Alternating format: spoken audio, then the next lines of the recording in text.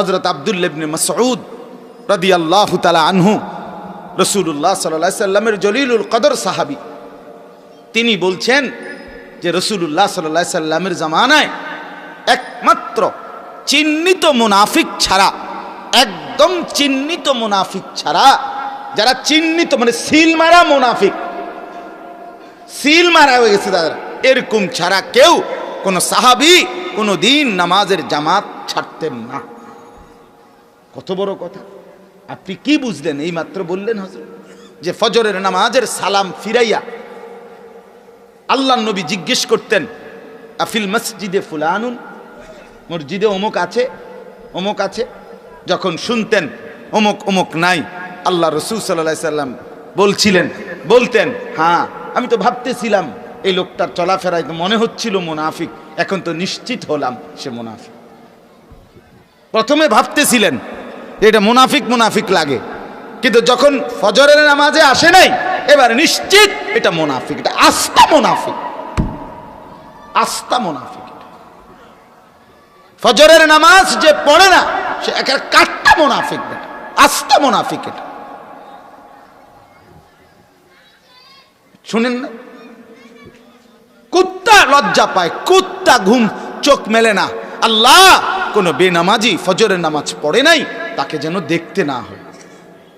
হযরত মাওলানা মুফতি নজরুল ইসলাম কাসেমি হযরত দামাত বারাকাতুহুমের বয়ানে আমি শুনছি নিজে, উনি বলে শুকর একটু একটু করে চোখ মেলে, আবার বন্ধ করে, আবার চোখ মেলে, মানে বারবার মনে মনে বলে আল্লাহ আল্লাহ, কোনো বেনামাজি আসেনি, কোনো বেনামাজি আসেনি, আবার বন্ধ করে, কোনো বেনামাজি যাতে দেখতে না হয় এই জন্য শুকর চোখ আস্তে আস্তে মেলে, আস্তে আস্তে খোলে।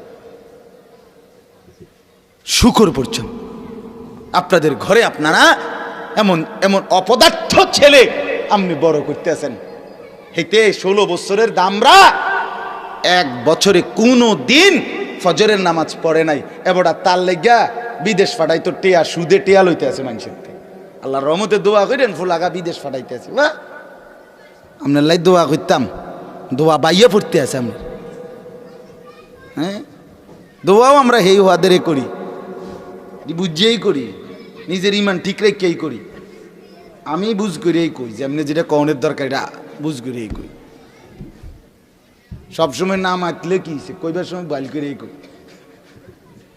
হ্যাঁ, ইয়ার উপরে কোনো ব্যক্তি সুদের টাকা নিয়ে, সুদখোর যদি দোয়া চায়, যে মনে করেন তার সুদের এই টাকার উপর আল হুজুর দোয়া করেন আল্লাহ যাতে বরকত দেয়, তা আমি যদি বলি আল্লাহ বরকত দেন, তো আমার ইমান থাকবে? বুঝেন নাই কথাটা? হারামের উপরে দোয়া করা কি কুফরি? কুফরি এটা আমি প্রকাশ্যে জানি। আপনি 8 লাখ টাকা সুদে লইছেন, কিস্তিতে লইছেন, এই টাকা দিয়ে আপনি ফুদ বিদেশ ফাটাইতে আছেন, আপনি আমার বাতে না খাবাইছে, খানা ঠিক আছে খাইয়া লাইছি, এটা ঠিক আছে, তো দোয়া এইভাবে বুঝ করে রাখবেন। জি জি, হারামের টাকার উপরে দোয়া করা জায়েজ নাই, তো জায়েজ নাই। তো এই জন্য আপনি যে পরে উঠতে কবি, হ্যাঁ হুজুররাই তো ফ্যাঁস লাগিয়ে রাখছে, ফ্যাঁস লাগাকার বাইল করুক, আপনি কিন্তু জাহান্নাম থেকে বাঁচতে হলে আপনাকে বাঁচতেই হবে, বাঁচতেই হবে। আপনি কোনো হুজুরের কান্দে দিয়েও আপনি বাঁচতে পারতেন না, আর আমিও আপনার কান্দে দিয়ে বাঁচতে পারতাম না। আমাকেও হিসাব দিতে হবে, আপনাকেও হিসাব দিতে হবে, ঠিক কিনা বলেন? এনে কেউ কারো গা ধাক্কা ধাক্কি করলে, ঠেলাঠেলি করলে কোনো লাভ হইতো না। হাসরের ময়দানে কারো উপরে কেউ চাপাইয়া দিলে হবে না। ওয়ালা তাজিরু ওয়াজিরাতুম বিজরা উখরা, রব্বুল আলামিন বলেন হাসরের মাঠে কারো বোঝা কেউ বহন করবে না। ফাইদা নুফিখা ফিস সূর ফালা আনসাবা বাইনাহুম ইয়াওমাইদিন ওয়ালা ইয়াতাসাআলুন। রব্বুল আলামিন বলেন ইসরাফিল যখন সিংগায় ফুঁ দিবে, হাসরের মাঠ যখন কায়েম হবে, কোটি কোটি মানুষ দাঁড়িয়ে, কেউ কাউকে বংশের, আত্মীয়তার, সম্পর্কের চেনা জানা কোনো পরিচয় দিবে না। কোনো মা বলবে না এটা আমার ছেলে, কোনো ছেলে বলবে না এটা আমার মা, কোনো বাপ বলবে না এটা আমার সন্তান, কোনো সন্তান বলবে না এটা আমার বাপ, কোনো স্ত্রী বলবে না এটা আমার স্বামী, কোনো স্বামী বলবে না এটা আমার স্ত্রী। ফালা আনসাবা, কেউ নসব মানে বংশের পরিচয় দিবে না। ওয়ালা ইয়াতাসাআলুন, কেউ কাউকে জিজ্ঞেস করবে না ভাই আপনার কষ্ট হচ্ছে কিনা, আমি আপনার জন্য কিছু করতে পারি কিনা, কেউ না, কেউ না। লিকুল্লি ইমরিইম মিনহুম ইয়াউমাইদিন শা'নুন ইউগনি। রব্বুল আলামিন বলেন প্রত্যেকটা মানুষ, প্রত্যেকটা লোক হাসরের ময়দানে শুধুই কেবল নিজেকে নিয়েই ব্যস্ত থাকবে। কাকে নিয়ে? নিজেকে। ইয়া রব্বি নফসি নফসি, ইয়া রব্বি নফসি নফসি। আদম বলবে, মুসা বলবে, ঈসা বলবে, নূহ বলবে, ইব্রাহিম বলবে, ইসমাইল বলবে, ইউসুফ বলবে, ইয়াকুব বলবে, মুসা বলবে, হারুন বলবে, সুলাইমান বলবে, দাউদ বলবে, আবু বকর বলবে, ওমর বলবে, উসমান বলবে, আলী বলবে, আব্দুল কাদের জিলানি বলবে, জুনায়েদ বাগদাদি বলবে, হাসান বসরি বলবে, ইমামে আজম বলবে, শাফিঈ বলবে, মালিক বলবে, আহমদ ইবনে হাম্বল বলবে, সমস্ত বান্দা বলবে ইয়া রব্বি নফসি নফসি নফসি নফসি। আল্লাহ আমাকে বাঁচান, আমাকে বাঁচান, আমাকে বাঁচান। জিবরাইলের মতো ফেরেশতা বলবে ইয়া রব্বি সাল্লিম সাল্লিম, আল্লাহ আমাকে নিরাপদ রাখেন, আমাকে নিরাপদ রাখেন, আমাকে নিরাপদ রাখেন। এই জন্য দোস্ত আমার তামাশা না। ও হুজুরের ওয়াজ সুন্দর হয়েছে এইটা কোনো কথা না। আপনার সুন্দর হয়েছে না অসুন্দর হয়েছে এটা দেখার বিষয়। আপনার কাছে ইন্টারভিউ দিতে বলছিলাম, কথা বোঝেন নাই আপনার কথা। কথাটি মাশাআল্লাহ বালা কইছে হুজুরে, কি বালা কইছে তা আমনে কি হুয়াদের হেডা না করে কথা বলেন না কেন? আমনে বিড়িখানা ছাড়বেন নি হেডা কর মিয়া। আপনি চা দোকানে বেড়ি দেখুন, নর্তকীর নাচ দেখুন, চা দোকানে বসে রঙিন টেলিভিশন দেখা, এই বদ অভ্যাস ছাড়বেন কিনা সেটা বলেন মিয়া। আপনার ছেলে ফজরের নামাজ পড়বে কিনা ওইটা কোন, আপনার স্ত্রী পর্দা করবে কিনা সেটা বলেন, আপনার ঘর থেকে রঙিন টেলিভিশন বন্ধ হবে কিনা মুসলমান এটা বলেন। 60 বছরের বুড়া চাচা এখনো কথা কইলে আক করলে গালি দেন, গালি ছাড়া কথা কর না, এই অসভ্য অভ্যাস ছাড়বেননি এটা কর না।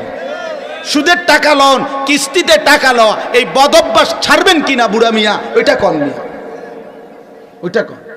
ও আজকে রুম লাগছে হিরিথুন, ভালো হবেন কোন দিন সেটা বলেন, গুনাহ ছাড়বেন কোন দিন, নাফরমানি ছাড়বেন কোন দিন।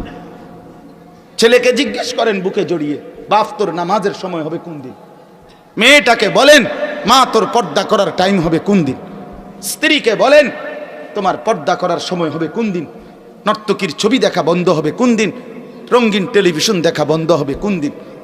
জিজ্ঞেস করে তুমি মরবা কোন দিন, তোমার আখিরাত কি হবে, তুমি মরলে কি হবে। আলাম ইয়ানি লিল্লাযিনা আমানু আন তাখশা কুলুবুহুম লিযিকরিল্লাহ। এই শাহদিলার বাগ মাহফিলে একবার লম্বা সময় এই আয়াতের উপরে আমি লম্বা বয়ান করছিলাম। এখানেই আলাম ইয়ানি লিল্লাযিনা আমানু আন তাখশা কুলুবুহুম লিযিকরিল্লাহ। রব্বুল আলামিন বলে আমার মুমিন বান্দা, আমি আল্লাহর ভয়ে তোমার দিলটা নরম করবার সময় বান্দা, আমি আল্লাহকে ডাকবার সময় বান্দা আজও কি হয়নি, আজও কি হয়নি। কখন ডাকবা আমাকে, কখন ডাকবা আমাকে, আল্লাহকে চিনবা কখন, সেজদা করবে বান্দা কখন, গোলামি করবে কখন। ফিলিস্তিনের মজলুম মুসলমান আপনারা দেখছেন আজকে 2টা মাস যাবত ফিলিস্তিনের মজলুম মুসলমানের রক্তে আল্লাহর জমিন ভেসে গেছে। 15,000-এর চাইতে বেশি মুসলমান শহীদ হয়েছে, এখনো প্রতিদিন শহীদ হচ্ছে, এখনো প্রতিদিন আক্রমণ হচ্ছে। 6,500-এর চাইতে মাসুম বাচ্চা বেশি বাচ্চার রক্তে আল্লাহর জমিন লাল হয়ে গেছে। মুসলমান নিজের লাশ ফিলিস্তিনের মধ্যে নিজ মাটিতে খোদার কসম দাফন করবার সুযোগ দিচ্ছে না ইসরায়েলের ইহুদিরা। পত্রিকার ছবি দেখাইছে মুসলমানের পবিত্র লাশ দাফনের অভাবে রাস্তায় পড়ে আছে, কুকুর টানাটানি করতেছে মুসলমানের লাশ। এরপরে আর কি দেখলে মুসলমানের উপরে আর কোন নির্যাতন দেখলে আমার এই বাপ ভাই মা বোনরা নামাজ পড়বে আল্লাহকে ডাকবে, আমি বুঝি না, আমি বুঝি না। হায় মুসলমান, কখন বুঝবেন, কখন আল্লাহকে ডাকবেন, কখন সময় হবে, কখন? আর কত জুলুম দেখি, আর কত জুলুম। 4 দিন যুদ্ধ বন্ধ রাখছে, বন্ধ হইতে দেরি, বিরতি শেষ হইতে দেরি, আবার নতুন করে গাজার আরেকটি এলাকা খান ইউনিস ইসলাম, ওই এলাকা একদম মাটির সাথে মিশায় দিচ্ছে। সারা পৃথিবীর মুসলমানদের আহাজারি, সারা পৃথিবীর মুসলমানদের আহাজারি, কিচ্ছু বেঈমানের কানে আসছে না। হ্যাঁ, এজন্য বন্ধু, ইউরোপে নিরাপত্তা নাই, মধ্যপ্রাচ্যে নিরাপত্তা নাই, নিরাপত্তা আসমানে। নিরাপত্তা কোথায়?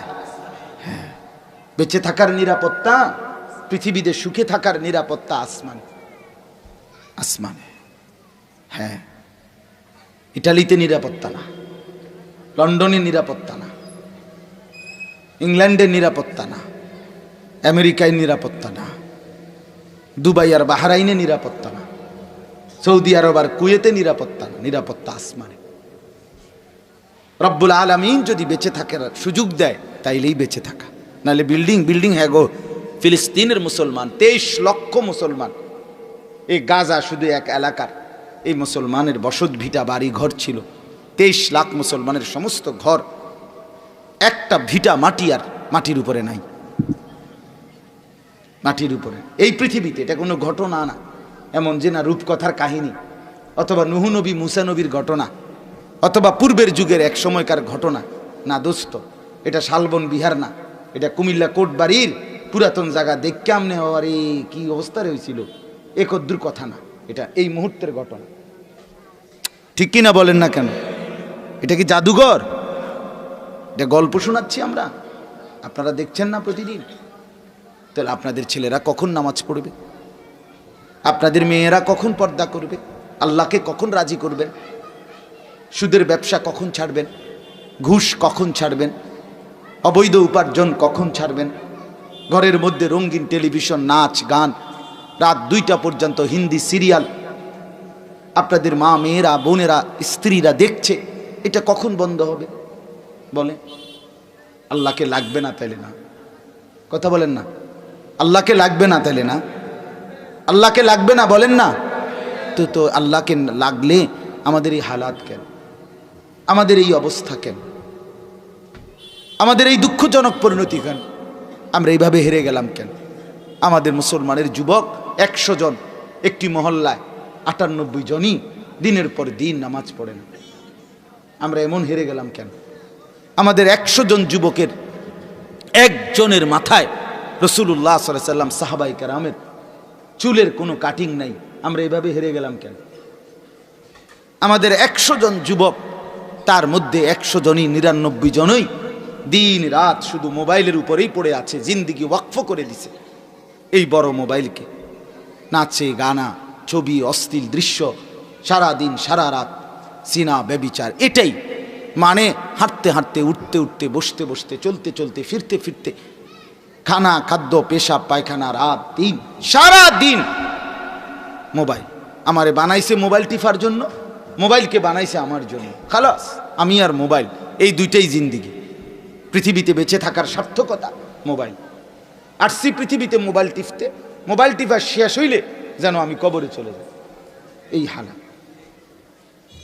এটা রসিকতা করে বলতেছি না, এর মাসুল দিতে হবে, এর খেসারত দিতে হবে, এর পরিণতি আমাদেরকে ভোগ করতেই হবে। মনে রেখে এর মাসুল দিতেই হবে আমাদের। আমি অনুরোধ করছি আপনাদের, আমার শায়েখের এতগুলো কথা, আমার হজরতের এই কথাগুলোর আমিও সংক্ষিপ্ত ব্যাখ্যা করলাম আপনাদের কাছে। আমি আবারও বললাম একই কথা, একই কথা। আল্লাহ তাআলা আমাদেরকে বুঝ দান করেন, আল্লাহ তাআলা আমাদেরকে বুঝ দান করেন। আমাদের যায় না, আপনারা কোথাও গিয়ে নামাজ পাবেন না, নামাজ এখানেই হবে। আমরা সবাই একসাথেই নামাজ পড়বো ইনশাআল্লাহ। এবার আমি যেই আয়াতগুলো পড়ছি সেই আয়াতগুলোর তর্জমা শুনেন।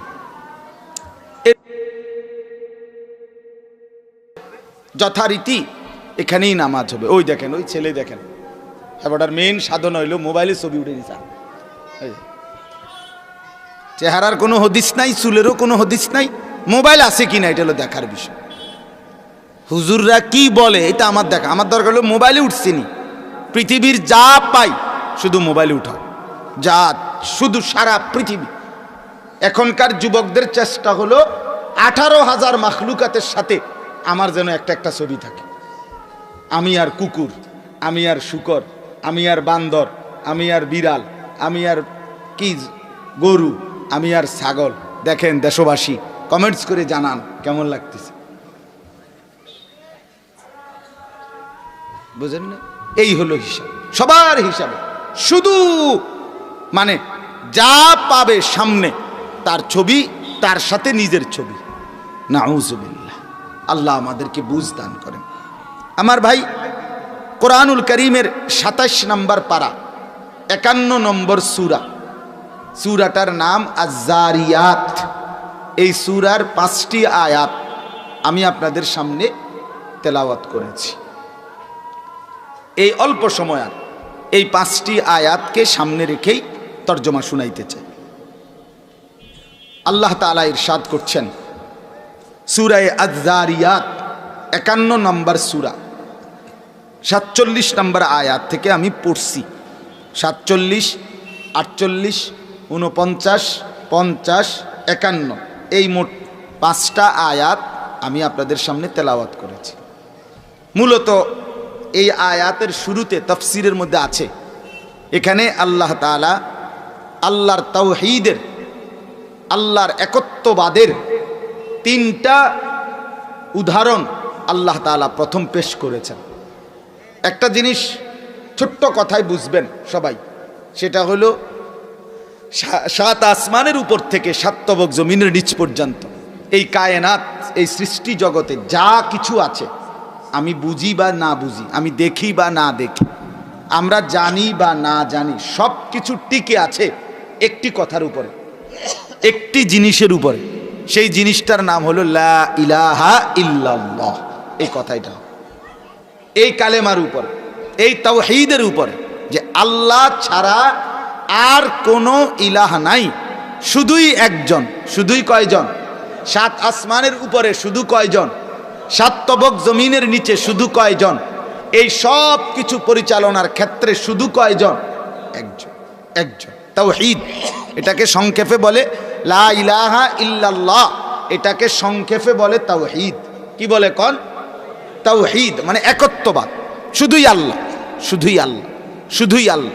তো এই তাওহীদের উপরে লা ইলাহা ইল্লাল্লাহ, আল্লাহ ছাড়া আর কেউ নাই, এই কথা যেহেতু টিকে আছে, ঠিক আছে, এটাই যেহেতু কথা, এটাই যেহেতু বাস্তবতা, এটাই যেহেতু চূড়ান্ত সত্য, এই কারণেই এই গোটা কায়নাত টিকে আছে।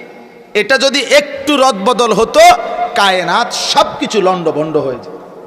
লাউ কানা ফীহিমা আলিহাতুন ইল্লাল্লাহ লাফাসাদাতা। আল্লাহ কোরআনে বলছে, যদি এই সৃষ্টি জগতের মধ্যে আল্লাহ ব্যতীত আর কেউ হতো, আরেকজন, তাহলে লাফাসাদাতা, এই গোটা সৃষ্টি, আসমান জমিন সব কিছু সাথে সাথে বিশৃঙ্খল হয়ে তছনছ হয়ে যেত। তাহলে এই গোটা কায়নাত টিকে আছে কিসের উপরে? লা ইলাহা ইল্লাল্লাহ, এই কথার উপর, তাওহীদ, তাওহীদের উপরে, তাওহীদের উপর। সমস্ত কিছু করছেন শুধুই আল্লাহ।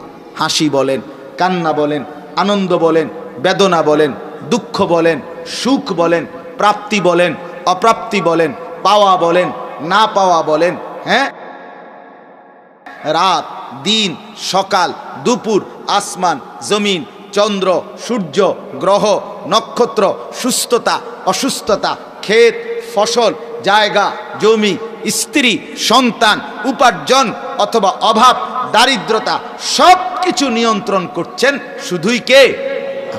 একজন, আল্লাহ। এটা কঠিন ব্যাপার, এটা বোঝা উচিত।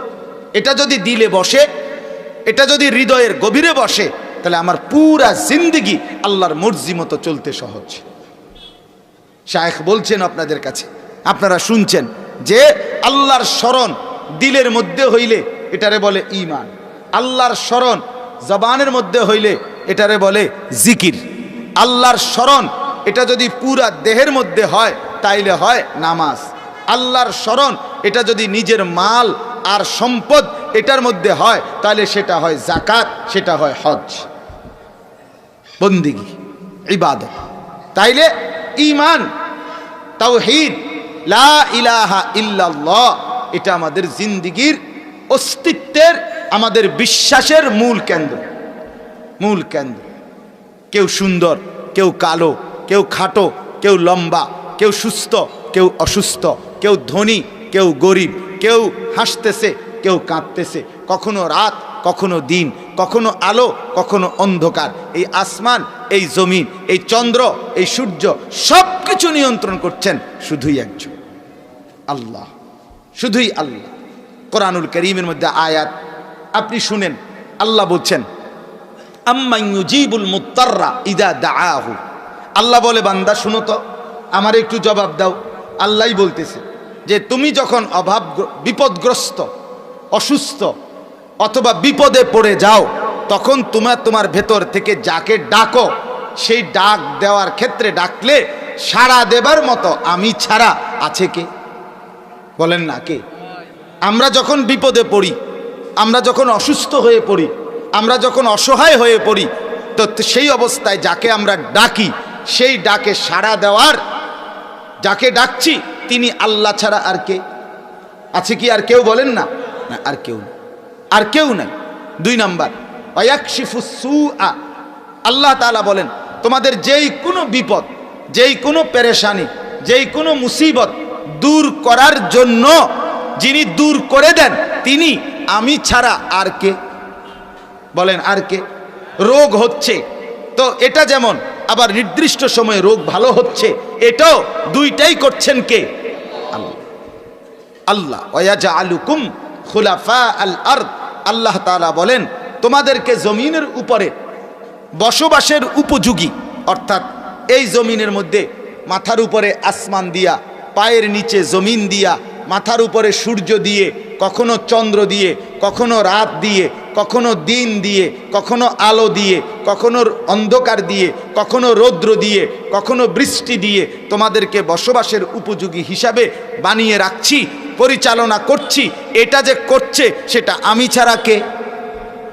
আর কেউ আছে কি? বলেন ইলাহুম মাআল্লাহ। আল্লাহ আবারও বলছে বলো তো আমি আল্লাহর সাথে এই কাজগুলোর সময়ে, এই কাজগুলোর ক্ষেত্রে আমি আল্লাহর সাথে আর কেউ আছে কি? নাই। কালিলাম মা তাযাক্কারুন। তবুও তো বান্দা উপদেশ গ্রহণ করছো কম। আল্লাহ বলেন প্রতিদিন তো তুমি দেখছো প্রয়োজন পূরণে শুধুই আমি, অভাব দূরকরণে শুধুই আমি, নিজের চাওয়া পাওয়া পূরণ করতে শুধুই আমি, অসুস্থ, বিমার, পেরেশানি, অভাব আর মুসিবত আর দুঃখ যন্ত্রণা দূর করার ক্ষেত্রে আমি, জমিনের মধ্যে স্বাভাবিকভাবে সুস্থভাবে পরিচালনা আর বিচরণ করার জন্য শুধুই আমি। তাইলে আমার কথা শুনছো না কেন?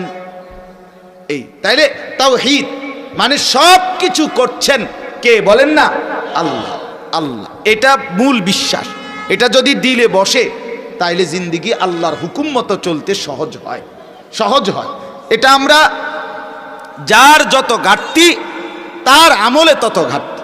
তাওহীদ হৃদয়ের ভিতরে আল্লাহর প্রতি ঈমান, এটা যার যত কমতি তার আমলের মধ্যে, জিন্দেগির মধ্যে তত ঘাটতি। হৃদয়ে আল্লাহ নাই, বাইরে এই জন্য জিন্দেগির মধ্যে আমল নাই। আমল, একটা লোক মাগরিবের নামাজ কেন পড়লো না? মূলত তার কলিজার ভিতরে আল্লাহ নাই। কথা বলেন না। একটা লোক হালাল কেন খায় না? মূলত তার হৃদয়ে আল্লাহ নাই।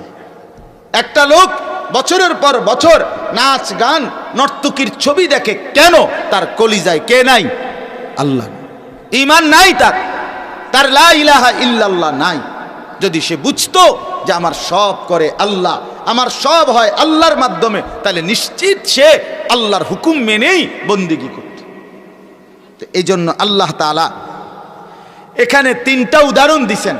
3টা উদাহরণ দিয়ে বলছেন যে এই 3টা জিনিস আমি করি। আর অতএব তোমাদের উচিত আমার এই কুদরত, আমার এই ক্ষমতা দেখে শুনে তোমাদের উচিত উপদেশ গ্রহণ করা, মানে আমার ইবাদতে লেগে যাও। দেখেন কি বলছে আল্লাহ। এক নাম্বার, আল্লাহ তাআলা বলেন ওয়াস-সামাআ বানাইনাহা বিআইদিন, এই মাথার উপরে আসমান, আল্লাহ বলেন এটা আমি আল্লাহ আমার নিজ কুদরতি হাতে আমি বানাইছি।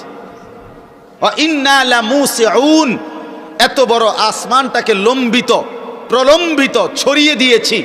এই বিস্তীর্ণ আকাশ আল্লাহ তাআলা বলেন এই প্রশস্তকারী বিস্তীর্ণকারী লম্বা করে দিয়ে ছড়িয়ে দেওয়া এটা আমি আল্লাহ একাই করেছি। সুবহান। তাহলে এক নাম্বার, মাথার উপরে এই বিস্তীর্ণ আকাশ এটা আমাদের জন্য ছড়িয়ে দিয়েছেন, প্রলম্বিত করে দিয়েছেন, দীর্ঘায়িত করে দিয়েছেন, ছড়িয়ে দিয়েছেন কে? বলেন না কে? আল্লাহ। দুই নাম্বার, আল্লাহ তাআলা বলেন ওয়াল আরদা ফারাশনাহা ফানি'মাল মাহিদুন, আল্লাহ তাআলা বলেন এই যে পায়ের নিচে তোমাদের যে জমিন, ওয়াল আরদ, এই জমিনটাকে আমি আল্লাহ বিছানার মতো বিছিয়ে দিয়েছি। ফারাশনাহা, ফরশ মানে বিছানা, এই যে এগুলা বিছানা না, হোগলা, এই বিছানা। তো আল্লাহ বলেন এই জমিনটাকে আমি আল্লাহ তোমাদের নিচে বিছানার মতো বিছিয়ে দিয়েছি। ফানি'মাল মাহিদুন, তাকিয়ে দেখো তো আমার বিছানোটা, আমার এই বিছানাটা কতটা সুন্দর। দেখো বান্দা, এটা এতটা মোটা লোহানা যার কারণে তোমার জীবনের কোনো প্রয়োজন এটা তলের থেকে আসবে না। আবার এতটা নরম না যে তুমি দাঁড়াইলেও সোজা হইয়া স্থির হয়ে দাঁড়াইতে পারবা না, বরং আমি আল্লাহ, তুমি বান্দা এটার মধ্যে হাঁটার উপযোগী এটা জমিনের এই ভার ক্ষমতা আছে। আবার তোমার ক্ষেত ফসল, তোমার ঘর, তোমার বিল্ডিং, তোমার প্রয়োজনীয় সব কিছু মাটির ভিতর থেকে তৈরি করার মতো সক্ষমতা সম্পূর্ণ মাটি আমি আল্লাহ বানিয়েছি। সুবহানাল্লাহ, সুবহানাল্লাহ। পাথরের মতো শক্তও না, আবার মোমের মতো নরমও না, আমি করেছি। ফানি'মাল মাহিদুন, আমি আল্লাহ কতটা সুন্দর বিছাইলাম এই আসমান, আমি আল্লাহ কতটা সুন্দর করে বিস্তীর্ণ করলাম। ও বানাইনা ফাওকাকুম সাবআন শিদাদা, আল্লাহ বলেন আমি তোমাদের মাথার উপরে 7টি মজবুত আকাশ বানিয়েছি।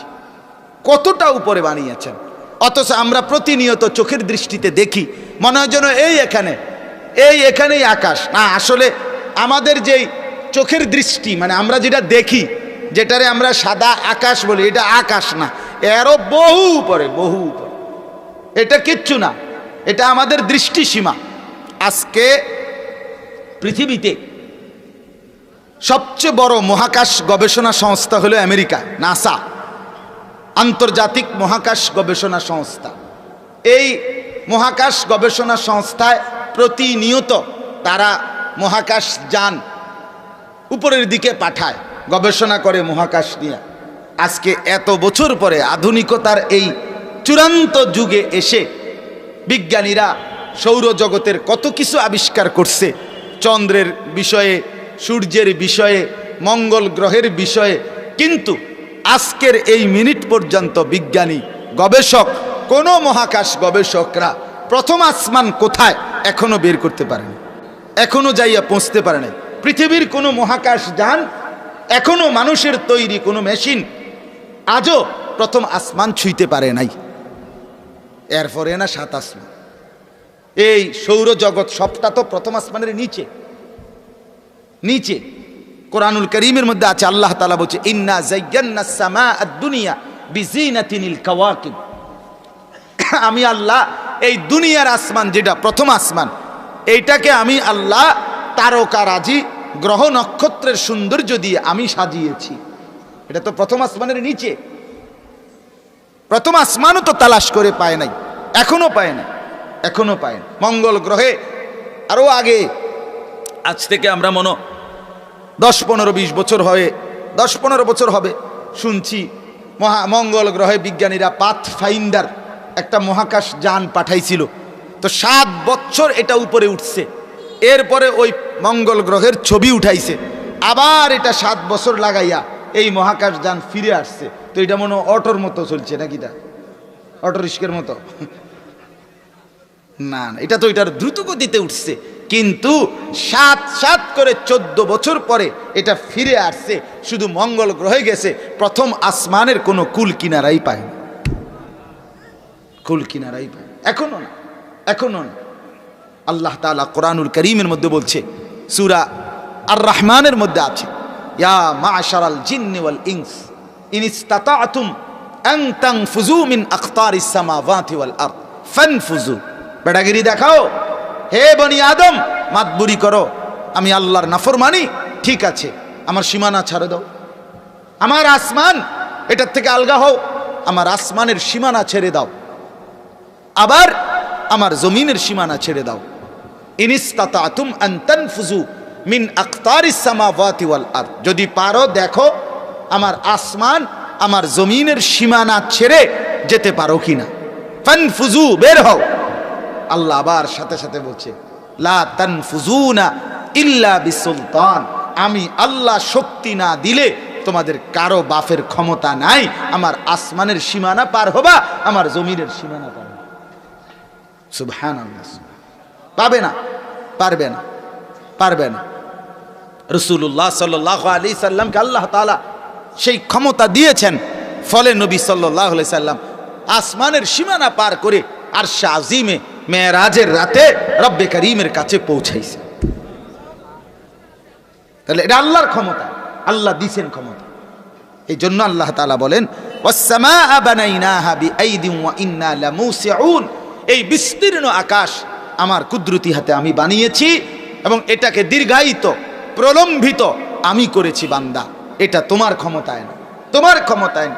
এই আসমানের 1 সেকেন্ড 1 মিনিট যদি না থাকে, তোমার আমার অস্তিত্বের 1 ফোঁটা থাকবে? কথা বলেন না।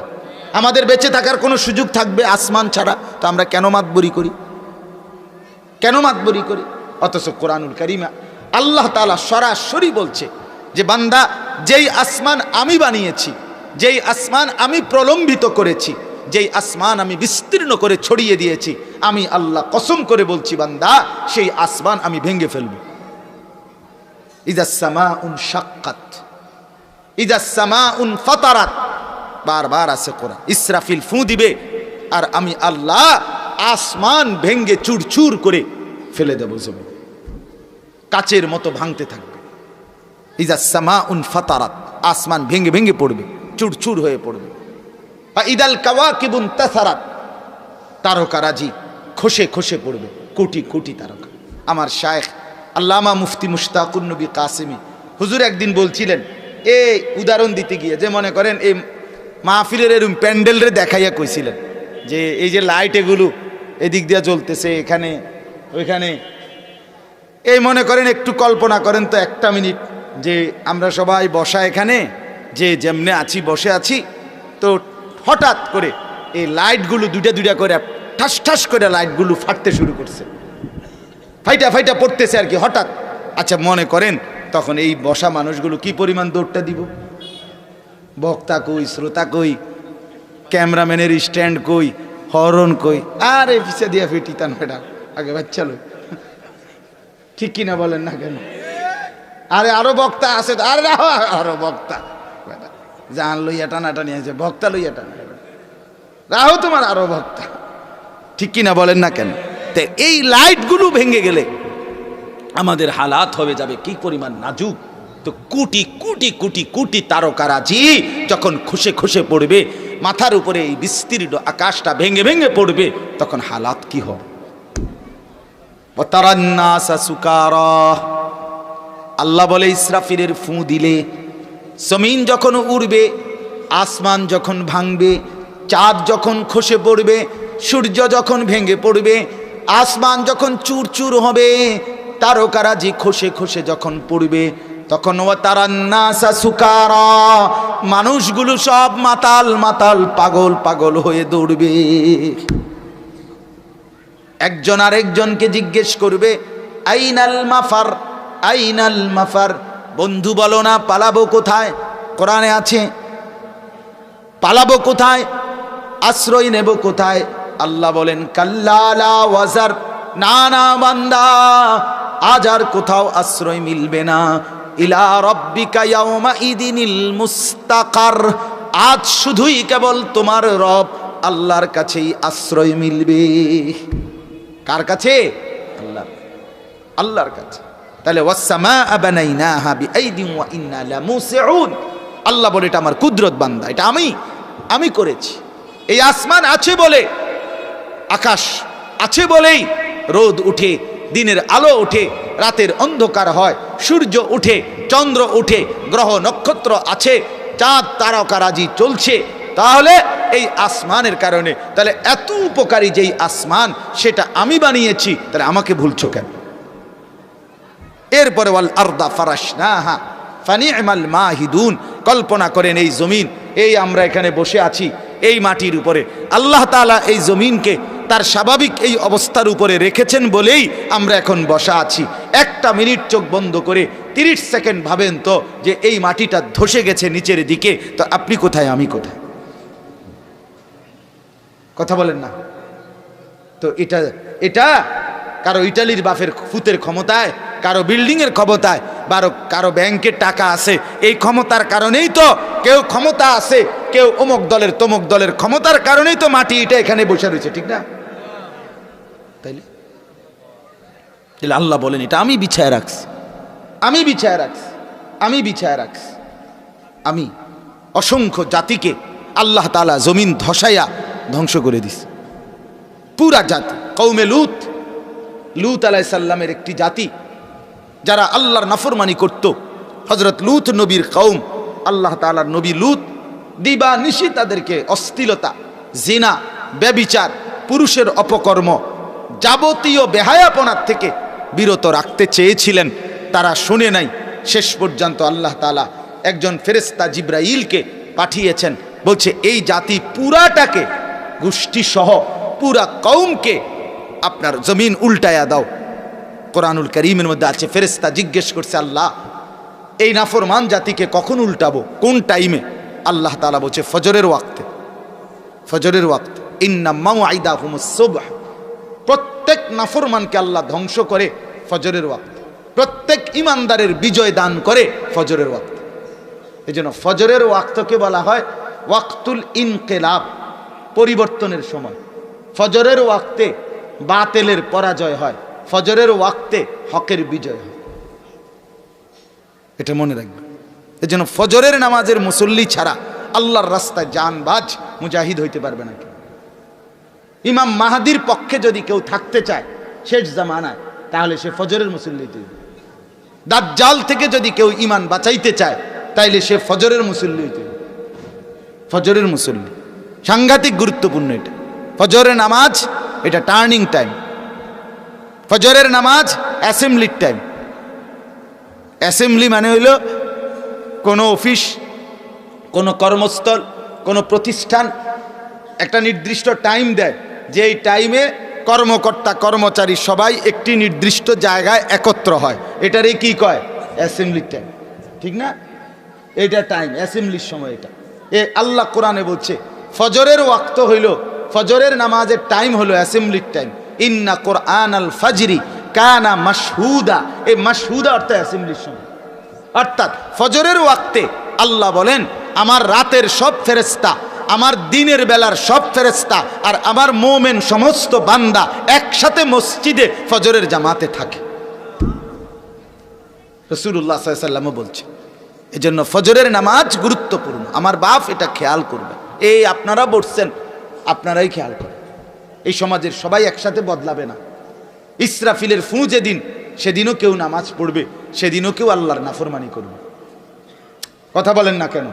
ইসরাফিলের ফু চলছে, সেদিনও কেউ বাটফারি সিটারি করব, সেদিনও কেউ আল্লাহর তসবিহ পড়বে।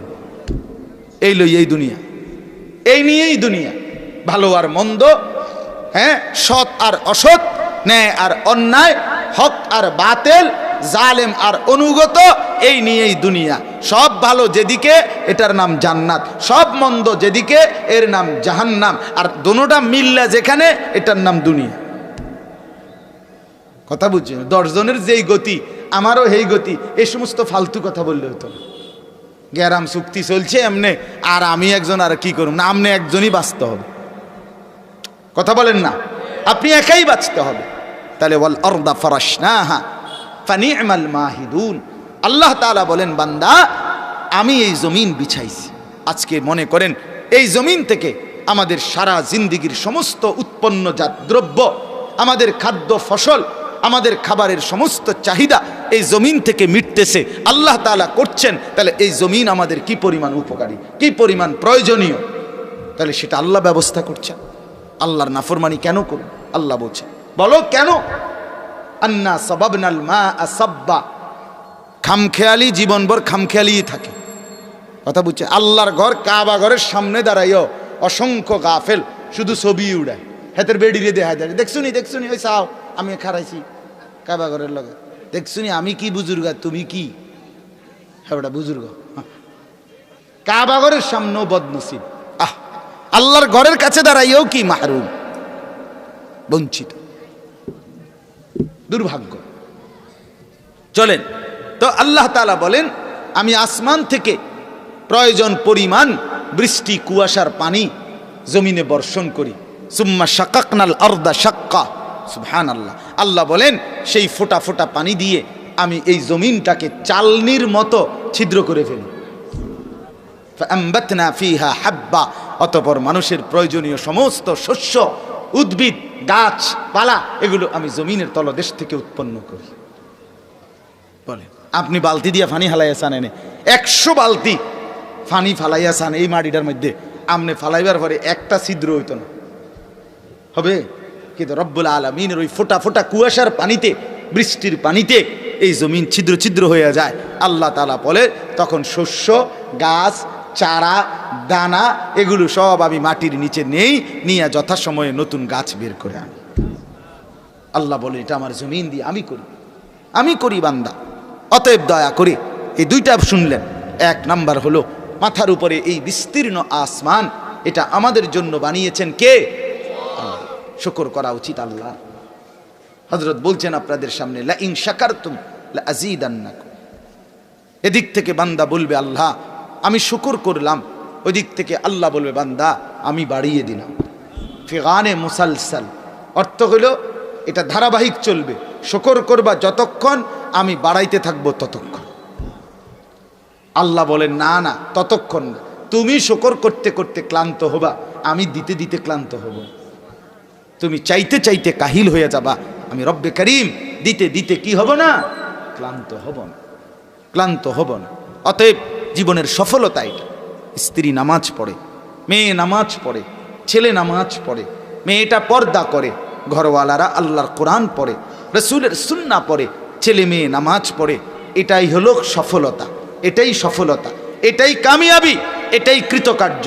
নামাজ আর রোজা আর বন্দিগি, আল্লাহর কোরআন আর আল্লাহর গোলামিকে সাথে নিয়ে আপনি এবার 100 তালা বিল্ডিংয়ের মালিক হন, কোনো আপত্তি নেই, কোনো আপত্তি নেই।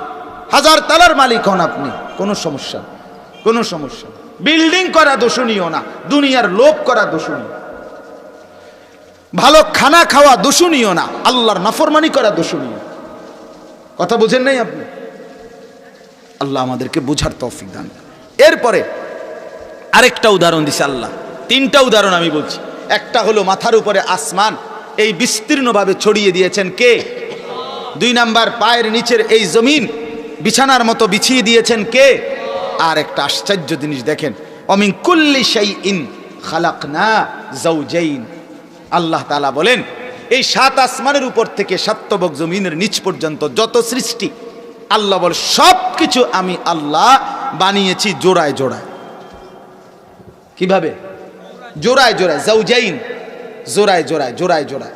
এই জোড়ায় জোড়ায় আমি আল্লাহ এই সৃষ্টি জগতের সমস্ত উপাদান আমি আল্লাহ তাআলা বানিয়েছি। তোমাদের এই জোড়ায় জোড়ায় আজকের পৃথিবীর সমস্ত আধুনিকতার চূড়ান্ত আধুনিকতাতে পৌঁছার পরেও বিজ্ঞান বলেন আর যাই বলেন, সবার এটা হিসাব, প্রতিটা জিনিসের ভিতরে এই বিপরীত ধর্মী জোড়ায় জোড়ায় 2টা জিনিস মিলাইয়াই সব কিছু উৎপন্ন হচ্ছে, সব কিছু আবিষ্কার হচ্ছে, সব কিছু ব্যবহৃত হচ্ছে। আল্লাহ তাআলা বলেন আমার সৃষ্টির প্রত্যেকটা জিনিসের মধ্যে জোড়া জোড়া আছে। তাওহীদ সিরফ মেরি সিফাত, এক থাকা, একা একা, একক, একক হওয়া, এক হওয়া, এটা শুধুই আল্লাহ তাআলার বৈশিষ্ট্য। আর সব জোড়ায় জোড়া, আর সব কিরকম? সুবহানাল্লাযী খালাকাল আজওয়াজা কুল্লাহা, এই যে সূরা ইয়াসিনে ওই আল্লাহর প্রশংসা যিনি সব কিছু বানিয়েছেন জোড়ায় জোড়ায়। ও খালাকনাকুম আজওয়াজা, সূরা নাবা, এই সূরার মধ্যে আছে আল্লাহ বলে আমি তোমাদেরকে সৃষ্টি করেছি জোড়ায় জোড়ায়। ওয়া মিন আয়াতিহি আন খালাকালাকুম মিন আনফুসিকুম আজওয়াজা, আল্লাহ বলেন আমি রব্বুল আলামিনের কুদরত, আমি তোমাদের প্রত্যেকটা পুরুষের দেহের অংশ থেকে তার জন্য তার জোড়া স্ত্রী বানিয়েছি। সুবহানাল্লাহ, এই জোড়ায় জোড়ায়। অমিন কুল্লি শাইইন খালাকনা যাওজাইন, আমি আল্লাহ তাআলা জোড়ায় জোড়ায় বানিয়েছি। প্রতিটা পুরুষ তার পাশে আমি নারীকে বানিয়েছি, প্রতিটা নারী তার পাশে আমি পুরুষ বানিয়েছি। অন্যগুলো বাদ দেন, এই আমরা আমাদের অবস্থানটা চিন্তা করেন, একজন পুরুষ একজন নারী, তো নারী আর এই পুরুষের এই সম্মিলন, নারী আর পুরুষের এই সহাবস্থান আল্লাহ তাআলা বলেন এটা আমি সৃষ্টি করেছি, যার ফলে আমার বান্দা দুনিয়ার জিন্দিগিটা তোমরা তো পাখির মতো বিমান দিয়ে আকাশে উঠতে পারো, তোমরা তো মাছের মতো জাহাজ দিয়ে তোমরা পানির মধ্যে ভাসতে পারো, কিন্তু দুই পাও দিয়ে মানুষের মতো তো জমিনে হাঁটতে পারো না। পাখির মতো উঠতে না পারো, মাছের মতো ভাসতে না পারো, কিন্তু মানুষের মতো হাঁটতে তো পারো না। আমি আমার নিজ কানে ইউরোপ থেকে এই আমাদের কুমিল্লা ভিক্টোরিয়া বিশ্ববিদ্যালয় কলেজ মসজিদে দাওয়াত ও তাবলীগের জামাত আসছিল আরো আগে, আমেরিকান জামাত, আমি নিজ কানে শুনছি উনাদের বয়ান। উনি নিজে বলছে আমরা এমন এক সমাজের মধ্যে বসবাস করি যেই সমাজে একই বাসায় একই ফ্ল্যাটে মেয়েটা একটা ছেলে নিয়ে রাত্রে এক রুমে, ছেলেটা আরেকটা মেয়ে নিয়ে ওই রুমে, স্ত্রী আরেকটা পুরুষ নিয়ে এই রুমে, স্বামী আরেকটা মহিলা নিয়ে এই রুমে, সারা রাত জিনা ব্যভিচার প্রত্যেকের রুমে কাটাইয়া সকালবেলা এই মানুষগুলো আবার একসাথে বসে নাস্তা খায়, একসাথে কথা বলে। তিনি বলছেন এই সমাজ হলো ইউরোপের সমাজ। বুঝেন নাই কথা? আমি আমার এক ঘনিষ্ঠ লোককে একদিন জিজ্ঞেস করছিলাম, এক দেশে থাকে, ওনারে বলছিলাম দোস্ত কি কামটা কি করেন হেনে, কামটা কি? টেহা তো হয়েছে অনেক বুঝি, কিন্তু কামটা কি তা আমরা আল্লাহর দোহাই করে কন। আমারে জড়ায় ধরে বলছিল যে হুজুর এটা বলা যাবে না। আমি ছেড়ে দিছি হুজুর, আইয়ালাইছি একবারে। আমি বলছি ঠিক আছে, আমি শুনি কদ্দুর আমার বুঝার জন্য। বলছে যে বারের মধ্যে, হোটেল বারের মধ্যে উলঙ্গ নারী পুরুষ জিনা ব্যভিচার করে, আমার দায়িত্ব শুধু মদের বোতলটা নিয়ে দাঁড়াইয়া থাকা, যতবার মদ দিতে বলে অতবার তাদেরকে মদের বোতল থেকে গ্লাসে ঢেলে দেওয়া, এটাই আমার ডিউটি। দাঁড়িয়ে দাঁড়িয়ে সে দেখে, এটাই তার ইনকাম। বাবা সাদোয়ানে বইয়া আল্লাহর রহমতে আপনার গো দোয়ায় 10 জনের দোয়ায় হাতে টিয়া ফাটাইতেছে, 3 তালার কাম শুরু হয়েছে, 4 তালার ঝাঁদ হইতে আছে। হ্যাঁ, ওটার বন খানা দেখলে, আফেল মালটা খানা দেখলে মনে হয় উনি নবাব, উনি 7 রাজার ধন পাইয়া লইছে। সন্তানের ইমান আছে তো, আখেরাত আছে তো তার। বাংলাদেশে এক জেলায় আমি মাহফিলে গেছি, ওই জেলার সরাসরি ওই অঞ্চলের মানুষ বলছে হুজুর আমাদের এইখানে হালাত হলো এই, ইউরোপের একটা ভিসার জন্য আপন বোন, আপন ভাইকে, আপন রক্তের ভাই বোন বাংলাদেশ থেকে অবৈধভাবে স্বামী স্ত্রীর কাবিন কইরা এরপরে জমা দিয়া, এরপরে কি ভিসা লাগাইছে, এরপরে ওই অঞ্চলের নাগরিকত্ব কার্ড বানাইছে। এইভাবে চলতেছে, কয়েকটা দুইটা না, আপন ভাই।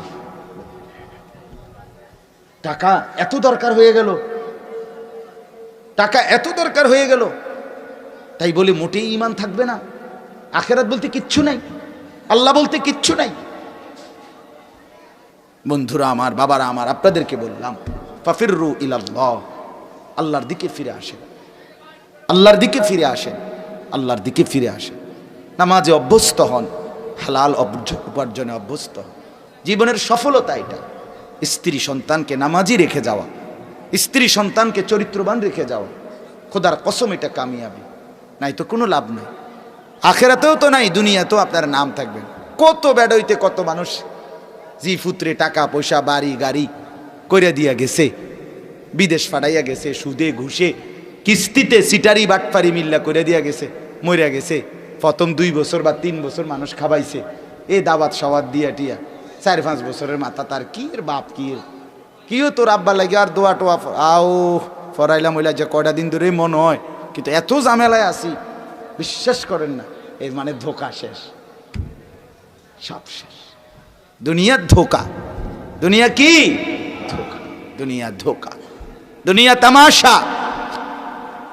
ওয়াল বাকিয়াতুস সালিহাত, আল্লাহ বলছে বান্দা শুধু সেজদা, গোলামি, বন্দিগি, আল্লাহর ইবাদত, এগুলোই শুধু বাকি, এগুলো স্থায়ী, এগুলো জান্নাতে পৌঁছাবে। সর্বশেষ কথা হলো আল্লাহ আবারও বলছেন ওয়ালা তাজআলু মাআল্লাহি ইলাহান আখার ইন্নী লাকুম মিনহু নাযীরুম মুবিন। আল্লাহ বলছেন নবী আবার বলেন এটাই একমাত্র জায়গা কোরআনে যেখানে পর পর 2 আয়াতে নবীজি একই কথা 2 বার বলছে যে হে আমার উম্মত, হে আমার আল্লাহর বান্দারা, আমি তোমাদের জন্য আল্লাহর পক্ষ থেকে সুস্পষ্ট ভয় প্রদর্শনকারী আমি মুহাম্মদ। এ কথাটা 2 বার একই কথা আল্লাহ বলছে। বন্ধু বলেন যে ও আল্লাহর বান্দারা, তোমরা আল্লাহর সাথে কাউকে ডেকো না, আল্লাহর সাথে কাউকে শরিক করো না, আল্লাহর সাথে শিরিক করো না, তওবা করো, ফিরে আসো আল্লাহর দিকে, ডাকো শুধু আল্লাহকে, চাও শুধু আল্লাহর কাছে, চাওয়া পাওয়া সব কিছু নাও আল্লাহর কাছ থেকে, সেজদা করো আল্লাহকে, গোলামি করো আল্লাহর, দিতে থাকো আল্লাহর থেকে। ওয়ালা তাজালু মাআল্লাহি ইলাহান আখার, তোমরা আল্লাহর সাথে আর কাউকে ডেকো না, শিরিক করো না, আল্লাহকে বাদ দিও না বান্দা। নবী বলেন ইন্নী লাকুম মিনহু নাযীরুম মুবিন, আমি মুহাম্মদ, আমি কিন্তু আল্লাহর পক্ষ থেকে তোমাদেরকে সুস্পষ্ট ভয় প্রদর্শনকারী। আল্লাহর নবী বলেন উম্মত, বারবার 23টা বছর আমি দিবানিশি তোমাদেরকে আল্লাহর ভয় দেখাইছি, তোমাদেরকে জাহান্নামের ভয় দেখিয়েছি, তোমাদেরকে আমি আল্লাহর পক্ষ থেকে আল্লাহর এলান, আল্লাহর কথাগুলো বারবার পৌঁছে দিয়েছে কিনা বলেন, বলেন না দিয়েছে কিনা বলেন। নবীজি বিদায় হজ্জের মাঠে জিজ্ঞেস করছিলেন সাহাবীরা, বলো আমি সব পৌঁছাইছি কিনা, আমি সব কথা বলছি কিনা, আমি সব শিখাইছি কিনা। সাহাবীরা বলছেন হ্যাঁ, قد بلغت الرسالة وأديت الأمانة ونصحت الأمة وكشفت الغمة وجاهدت في سبيل ربك। আপনি আপনার আমানত আদায় করেছেন, আদাইতাল আমান, আপনি উম্মতকে নসিহত করেছেন, আপনি অন্ধকারকে আলোকিত করেছেন, আপনি আপনার প্রভুর দায়িত্ব আদায় করেছেন, আপনি আল্লাহর রাস্তায় সশরীরে জিহাদ করেছেন। অতএব নবীজি পৌঁছিয়েছেন। ওলামায়ে কেরাম আমরা রাসূলুল্লাহর ওয়ারিস হিসাবে দিবানিশি আপনাদের কাছে এই কথাগুলোই বলে যাচ্ছি। প্রধান বক্তা, বিশেষ বক্তা, আর আসরের পর আর মাগরিবের পর আর আপনার ইমাম, আপনার খতিব, সবার কথা ঘুরে ফিরে একই কথা, নিজেকে বাঁচান, আল্লাহর দিকে ফিরেন, বন্দিগি করেন।